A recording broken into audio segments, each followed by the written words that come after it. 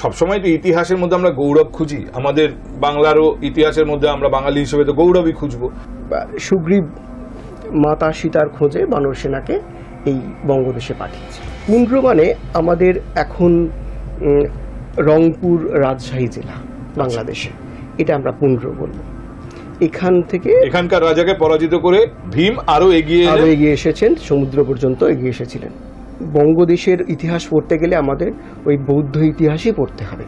আপনি গৌড়েই বলুন, তাম্রলিপ্তে বলুন, বানগড়ে বলুন, আমরা তাম্রলিপ্তে বর্গভীমার মন্দির বলি, ওটা ছিল বৌদ্ধ বিহার। শশাঙ্কের যে মুদ্রাগুলো পাওয়া গিয়েছে সেটাকে কেউ পাঠ করেছেন নরেন্দ্রগুপ্ত, কেউ পাঠ করেছেন নরেন্দ্রাদিত্য। আর এই নরেন্দ্রাদিত্য শশাঙ্ক, বিক্রমাদিত্য চন্দ্রগুপ্ত মিল আছে। দেখুন ইনসাইট, বাংলার অজানা ইতিহাস, শনিবার রাত ৯টায় শুধুমাত্র হাই নিউজে।